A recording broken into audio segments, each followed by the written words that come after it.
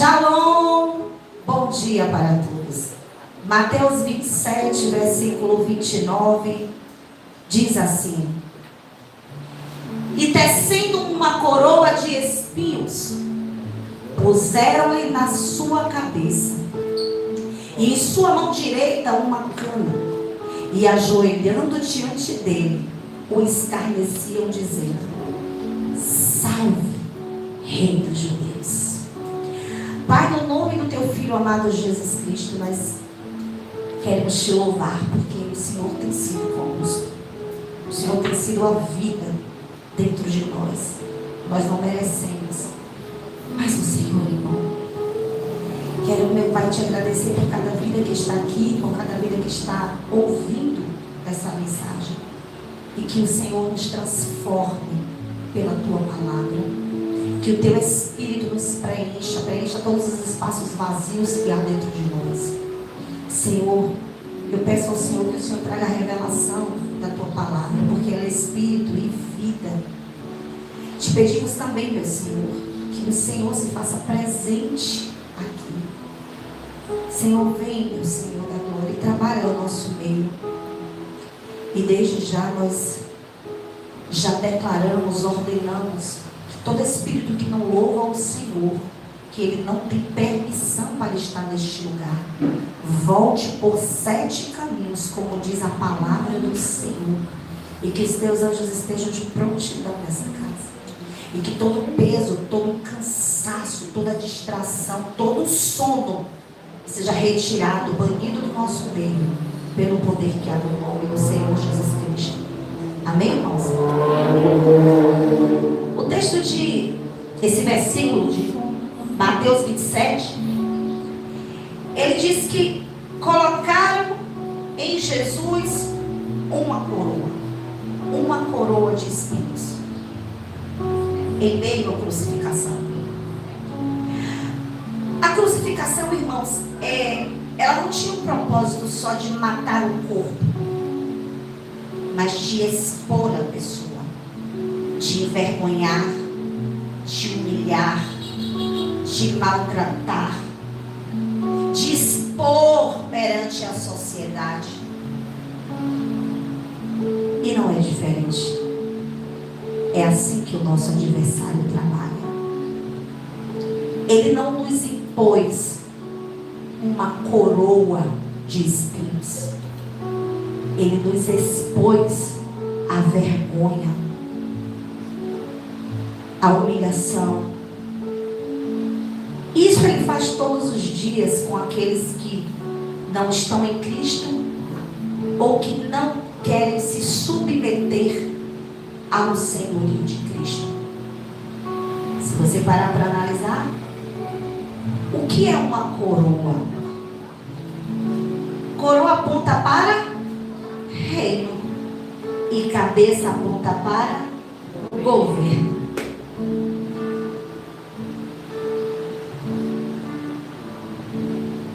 Quando o inimigo ele trabalha na vida do homem, ele coloca sobre este homem o peso do pecado, a consequência da queda. E a consequência da queda é vergonha, é humilhação e é exposição. Jesus estava diante de um espetáculo. Ele era um espetáculo diante dos homens, mas era um espetáculo de horror. Todos aqueles que olhavam para ele viam ele como um exemplo de tudo aquilo que não poderia ser feito. Não poderia ninguém se levantar contra o governo de Roma. Não poderia ninguém se levantar contra a religião daquele tempo. E é assim que o inimigo tem feito com muitas famílias, com muitas vidas. Quantas famílias você conhece que estão expostas à vergonha?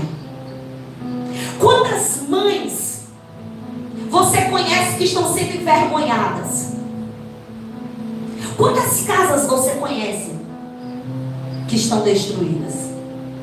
Quantas pessoas você vê passar pela rua e alguém aponta e diz assim: ó, ali, ó, é ele, é ela, mas não é crente.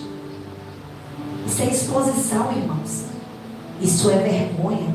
Isso é humilhação. Mas o seu Jesus não te expõe à humilhação. Ele não te expõe ao escárnio. Por vezes, ele nos disciplina. Mas ele nos disciplina por amor. Para que possamos voltar ao propósito. Mas a exposição do adversário é só para humilhar. O adversário expõe para lhe espremer, para lhe tornar nada. Só que a questão é, debaixo de que domínio estamos? Debaixo de que governo estamos? Porque debaixo do governo a quem você submete, ele sim vai dar a direção do tipo de vida que você vai viver. Se você vai viver uma vida de honra, ou se você vai viver uma vida de vergonha. A ferramenta que era usada era a ferramenta do terror psicológico. E a vergonha, ela está para aqueles que decidem não se submeter à vontade do Senhor. Vá para Mateus 16, 24. Jesus, ele não levou somente as nossas dores. Ele levou também a nossa vergonha junto com ele naquela cruz. Ele se colocou no seu lugar, na sua posição. Porque agora, todos aqueles que estão no novo homem, que é Cristo, não passarão mais pela vergonha do inimigo. Só que o segredo, vamos lá? Hã? Então, Jesus a seus discípulos: se alguém quiser vir após mim, renuncie a si mesmo, tome sobre si a sua cruz e siga-me. Irmãos, tomar a cruz significa deixar o ego de lado, deixar a sua própria vontade para servir a vontade dele. Irmãos, entenda algo. Todos aqueles que se submetem ao governo de Cristo se apropriam do poder dele. O poder que foi liberado na cruz te capacita para transpor toda e qualquer dificuldade. O poder que foi liberado na cruz te capacita para viver o melhor de Deus e não estar aprisionado ao inimigo nem às coisas dessa terra. Ele foi crucificado para que você recebesse o poder que vem dele. Isso não significa que você vai viver uma vida derrotada, acabada. Não! Você vai viver uma vida de transbordo. Nada vai te abalar. Nada vai lhe derrubar. Ainda que as situações, as circunstâncias sejam contrárias, você está firme numa rocha e você sabe que Ele está trabalhando a seu favor. Esse é o poder que a cruz me dá para estar de pé, mesmo quando tudo parece contrário. Mas para isso, o ego tem que ser despojado, porque o governo é dele. Ele recebeu uma coroa de espinhos para que você recebesse a coroa de glória. Ei! Quem estava ali era você também. Paulo diz que todos nós fomos sepultados com ele. Sabe de quem era aquela coroa de espinhos? Era sua. Era minha. Ele era o filho do homem, como representante do homem, ele estava ali no seu lugar. Era ele dizendo assim: olha, vocês estão aqui comigo, essa coroa é de vocês e eu tomei para mim, eu sou o seu representante. Essa coroa de maldição está sobre a minha cabeça, ela está sobre todos aqueles que não estão debaixo do governo de Deus. Aquela coroa era símbolo da maldição do ego. Gênesis 3, 17, 18. Vamos lá? Ai, você é muito, meu irmão. Nós fomos marcados por Deus. Ele não nos abandonou. Vamos lá, irmãos. E Adão? Enquanto deixa o que adora a tua mulher e comer a árvore que te ordenei. Não estou ouvindo. Não comerás dela. Maldita é a terra por causa de ti. Com dor comerás dela todos os dias da tua vida. Vamos raciocinar aqui. Volta aí. Assim aí mesmo. Qual foi o resultado da queda? A queda, na verdade, é a falta de submissão à vontade de Deus, ao governo de Deus. O homem não quis se submeter a esse governo, ele decidiu fazer de acordo com a sua própria vontade. E todas as vezes que nós decidimos fazer as coisas do nosso jeito, nós estamos sendo como Adão. Estamos dizendo a Deus, eu sei o melhor caminho, eu sei como é que se faz, eu escolho fazer do meu jeito. Ei, eu sou o dono da minha vida, ninguém manda em mim.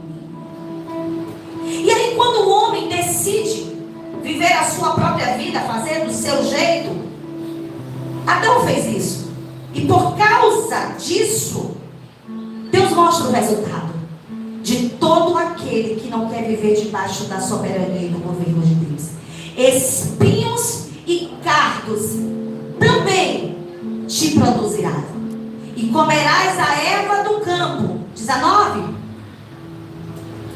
No suor do teu rosto comerás o teu, até que te tornes a terra, porque dela foste tomada, porquanto és e em pó.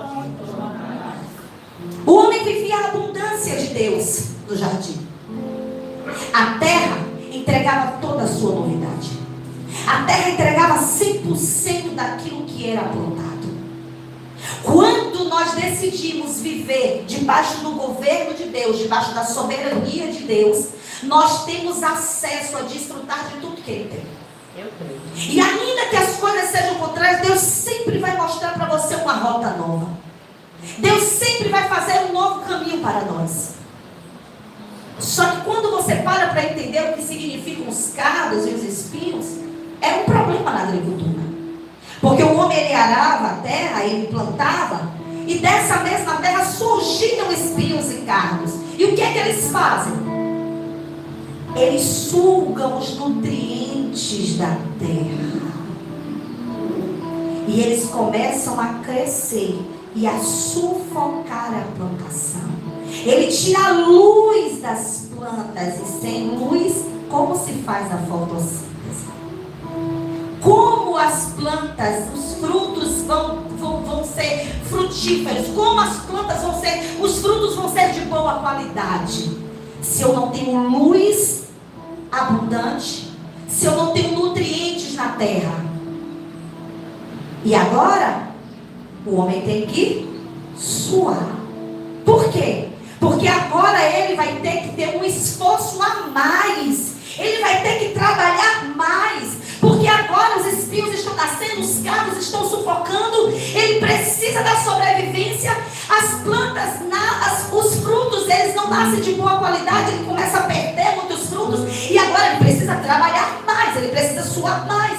Ele precisa se dedicar mais. Por isso que o Senhor disse, do suor do seu rosto comerás. Ou seja, você agora, meu querido, vai ter que se esforçar muito mais para aquilo que você viveria e desfrutaria do descanso e do desfrute de Deus, da bênção de Deus. Agora, debaixo da maldição, você vai ter que trabalhar o dobro. E mesmo trabalhando o dobro, a terra não entregará a sua novidade. Isso é muito sério, irmãos. Porque o que nós vemos hoje? Famílias fadigadas. As pessoas não têm mais tempo para estar em família. Por quê? Porque tem que trabalhar. Trabalhar. A gente não tem tempo para os filhos, para sentar à mesa, para conversar. E olha que a mesa é algo muito importante. Deus valoriza a mesa. Mas nós não temos tempo.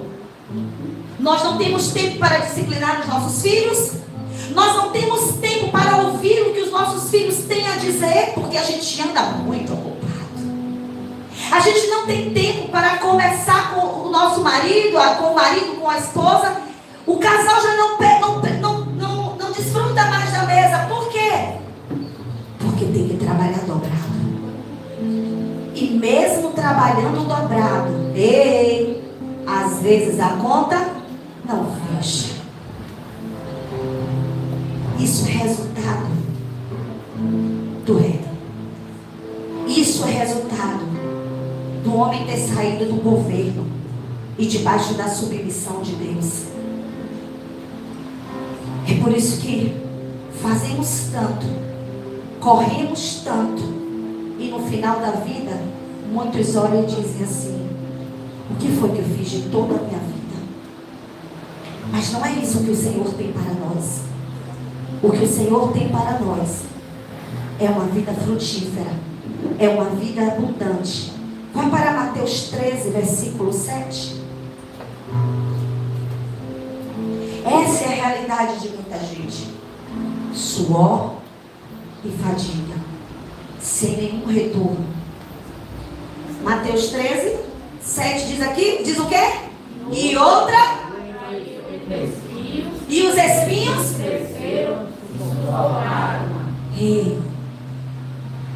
A semente que caiu entre os espinhos, ela foi sufocada. Quantas sementes nós temos semeado? Tanto suor derramado. E eu costumo dizer que suor derramado é vida entregue. Porque são dias de vida que você está entregando. Trabalhando, se desgastando. E às vezes a gente olha de um lado para o outro e diz: meu Deus, o que foi que aconteceu no final do mês? Parece que sumiu. O segredo está em Cristo. É dedicar a sua vida em tudo que você tem, à soberania e ao governo dele. E aí tem mais um detalhe. Esses espinhos que crescem, que sufocam a plantação, também dificultam-nos na hora da colheita. Não é só o trabalho de semear. Não é só trabalhar. É desfrutar. Porque quando o agricultor ia fazer a colheita, das poucas coisas que sobravam para ele, ele ainda tinha o empecilho dos espinhos para não se machucar. Agora, esses espinhos que estavam na terra, meu Deus, se transformam em uma coroa lá na cruz do Calvário. É Deus refazendo a rota. É Deus mudando o destino. É Deus dizendo: é possível, meu irmão, viver uma vida nova. Ele está nos convidando a viver o poder da cruz, a viver a experiência da cruz. E a experiência da cruz me faz desfrutar. Vá para Isaías 1:19.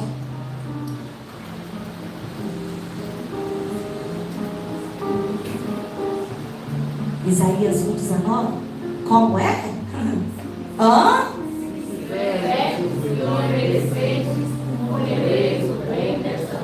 Se quiserdes decisão e obedecerdes ação,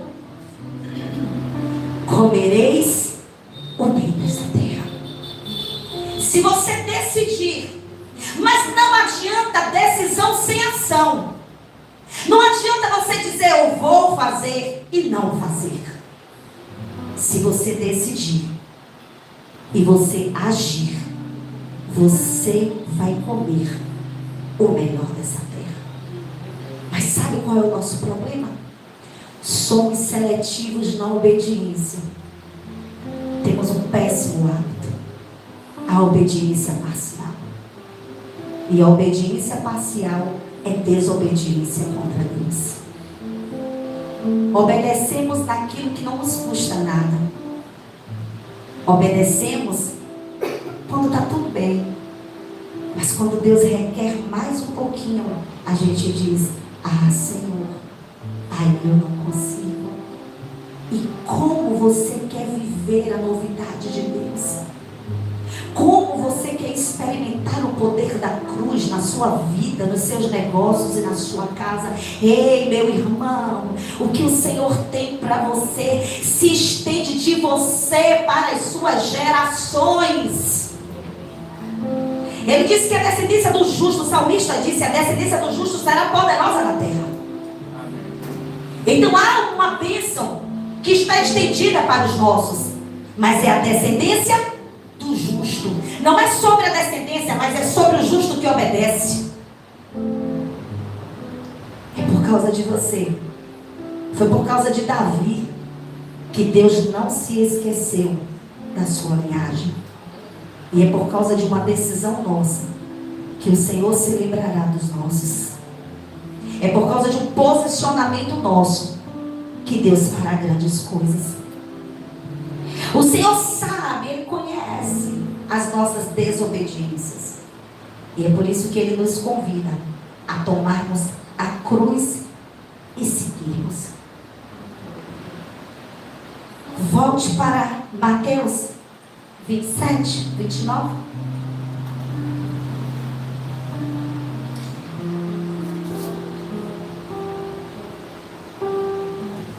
E descendo uma coroa de espinhos. Agora raciocina comigo. Em Gênesis, o Senhor diz que esses espinhos brotam da terra. E era símbolo da maldição, do peso, do cansaço, da vergonha. Porque você trabalhar em uma colheita e no final todos olharem para você e ver que você não conseguia alcançar aquilo que você tanto trabalhou para alcançar, é vergonha. Agora, esses espinhos que brotam, para serem tecidos em coroa, alguém tem que se abaixar. Ter a atitude de pegar os espinhos, transformar esses espinhos em uma coroa. E eu imagino que o inimigo riu muito. Jesus foi muito zombado. Ele disse que ele se ajoelha e diz: salve, rei dos judeus. E é assim que o nosso adversário faz. Ele zomba, ele critica, diz: esse povinho não vão conseguir. Não foi assim que fizeram com Neemias? Só que eles não sabem o projeto de Deus para as nossas vidas. O inimigo não sabe, não tem noção daquilo que Deus ocultou e está guardado e reservado para nós. E eu imagino, enquanto aqueles soldados romanos estão fazendo, tecendo a coroa de espinhos, o Senhor olhando e dizendo: calma, meu filho, porque farei uma coisa nova. A Bíblia diz que eles tecem e colocam sobre Jesus. O espinho que nasce no Éden agora é levado para a cabeça do nosso representante, que também fala a respeito de cada um de nós. Só que o que o inimigo não contava é que na hora que fosse colocada aquela coroa de espinhos, o sangue da remissão desceria sobre o rosto dele, sobre a cabeça dele. E é esse sangue derramado que nos redime. É esse sangue derramado sobre a cabeça de Jesus que muda o governo das nossas cabeças. Sangue derramado.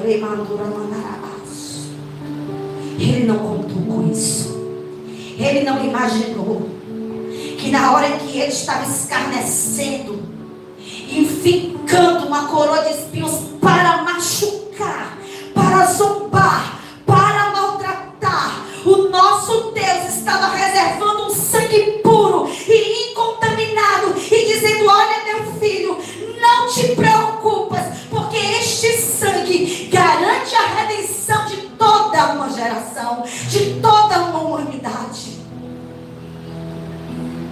Era você. Era eu.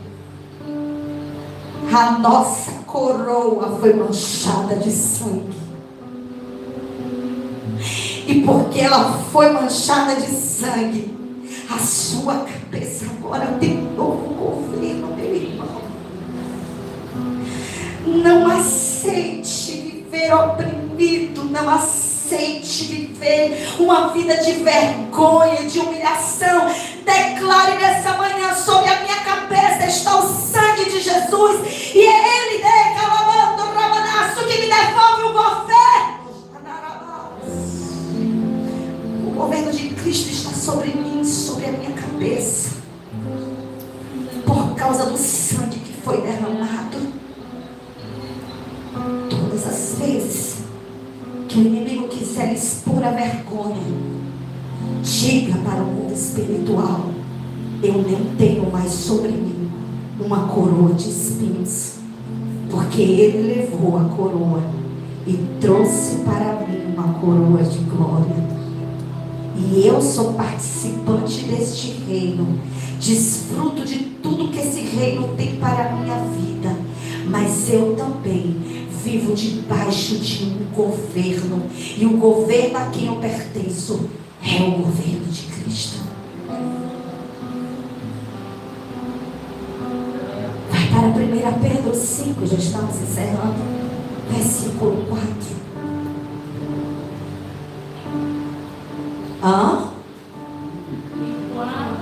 E quando aparecer o sumo pastor, alcançareis a incorruptível coroa de glória. Ele levou uma coroa de espinhos, então aceite a coroa de glória. Mas a coroa de glória são para aqueles que desejam se submeter. Tiago 12. Vamos lá? Bem-aventurado o homem que suporta, porque quando for, receberá a coroa da vida, a qual o Senhor tem prometido para aqueles que o amam. Ei, esquece a coroa de vergonha. A decisão é sua hoje. Recebe a coroa de glória, porque o que o Senhor tem para você e para a sua casa é algo abundante, é desfrute abundante, é uma vida de multiplicação, de paz, de alegria. Apocalipse 2:10. Nada temais das coisas que hás de padecer. Eis que o diabo lançará alguns de vós na prisão, para que sejais tentados, e tereis ser fiel até a morte, e dar-te-ei a coroa da vida. Ei, seja fiel até a morte. E aqui eu quero lhe dizer: seja fiel até que o seu eu morra, até que o seu eu desapareça e que a vontade dele seja soberana na sua vida. E aí você estará, meu irmão, habilitado para receber a coroa da vida. E essa coroa da vida aponta para o reino de Deus, aponta para um tempo de honra e de desfrute que o Senhor tem para a sua vida. Só que tem um detalhe: ainda há honra para essa existência. Não fique esperando para ser honrado só no reino milenar. Deus tem algo novo aqui e agora. Fique de pé nessa manhã. Que tipo de coroa você tem aceitado sobre a sua cabeça? Que governo é esse que está sobre você? Ele levou sobre si as nossas dores e as nossas enfermidades, mas também levou sobre si a nossa vergonha. Ele levou sobre si todo o desprezo, toda a humilhação. Mas depende de você aceitar viver essa vida nova. E isso é questão de decisão e de ação. teceram uma coroa de espinhos, mas não contavam que o sangue seria derramado. E agora, a maldição do Éden se transforma em bênção de Deus para cada um de nós. Você não está mais debaixo do jugo da maldição. Você está em Cristo. E porque você está em Cristo, você vive uma novidade de vida. Está falando com o Senhor nessa manhã. E vá declarando: sobre a minha cabeça não existe mais uma coroa de espinhos, porque Ele trocou comigo. E agora sobre mim está reservado a coroa de glória, o governo de Cristo. Obrigado, Senhor. Estamos aqui, Pai, porque o Senhor resolveu fazer a troca. Eu correrei para ti, meu Pai. Tens o que preciso, és quem eu procuro, levos em meio à dor. Esperarei em ti, meu Pai. Espera por ele, meu irmão. Se precipita nele. Tens o que preciso, és quem eu procuro, és o amor que tudo que ele fez foi por amor a nós. As lacunas do meu ser, és o amor que transforma. Seja grato nos profundos vãos, és vontade que atrai, com irresistível graça te dou tudo que sou. Ele quer que você entregue a sua vida para Ele. Entrega tudo, meu irmão. As suas preocupações, a sua ansiedade, a sua teimosia, a sua desobediência. Entrega para Ele.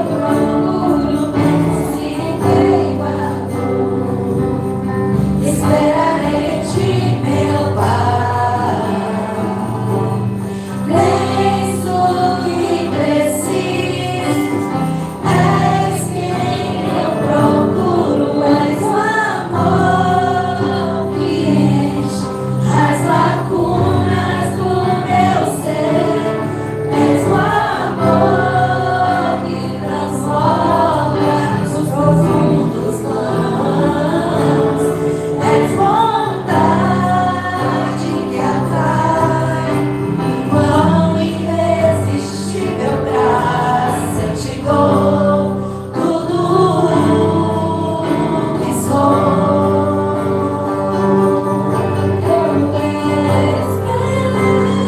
Se entregue nessa manhã sem reservas a Ele.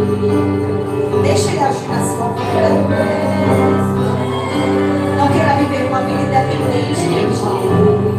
Queira viver uma vida em submissão a Ele.